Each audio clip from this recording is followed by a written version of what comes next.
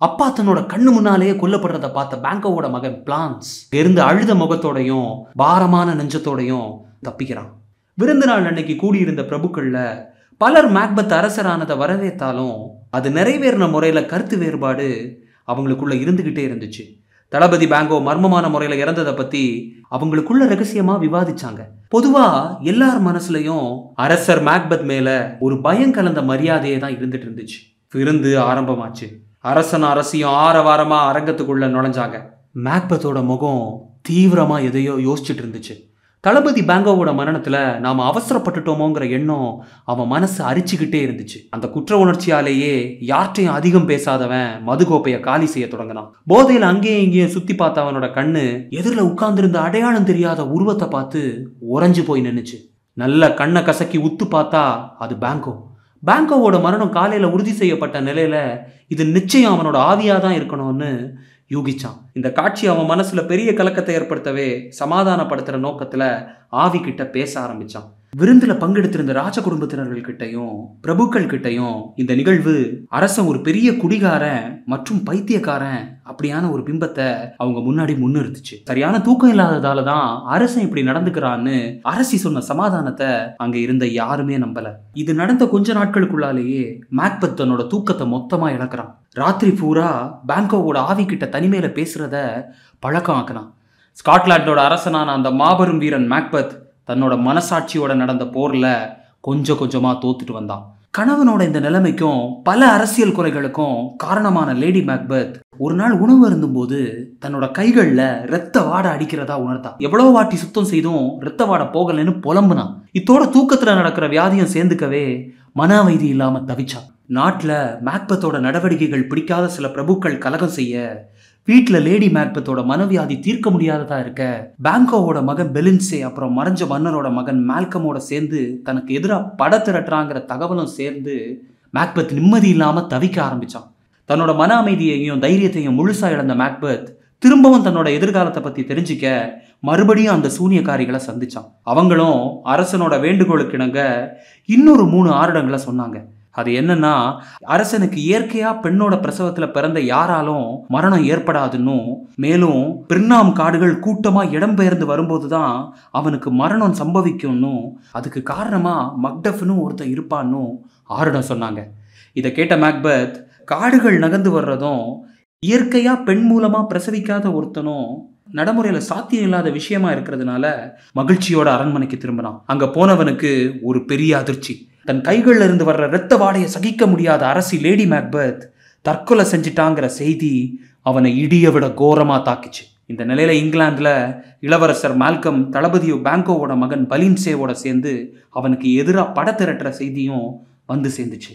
அதுக்கு ஆதரவா இங்க இருக்கிற பிரபு ஒருத்தரும் அரசனோட எதிர்ப்பாளர்களை ஒன்னு திரட்டுறான்னு கேள்விப்பட்டு ரொம்பவே ஆத்திரம் அடைஞ்ச மேக்பெத் ராஜ துரோகத்துல ஈடுபட்ட அந்த பிரபுவை குடும்பத்தோட கொல்றதுக்கான ஆணையை பிறப்பிக்கிறான். அரச ஆணை நிறைவேறப்படுது.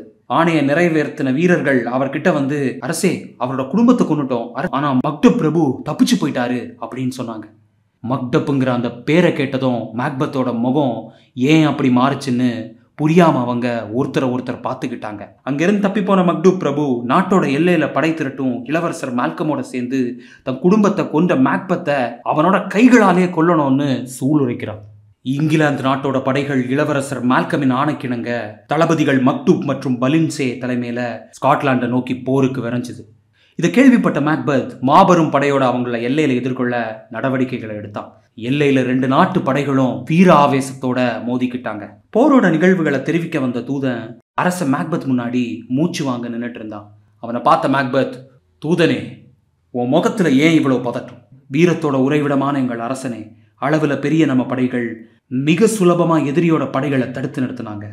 ஆனா அரசே, தெற்கு எல்லையிலிருந்து நம்மோட போர் புரிய பிர்னாம் காடுகளே நகர்ந்து வருது. இதை கேட்டு திடுக்கிட்ட அரசன் வேக வேகமா அரண்மனையோட உச்சிக்கு போய் பிர்னாம் காடுகளை உத்து பார்த்தான்.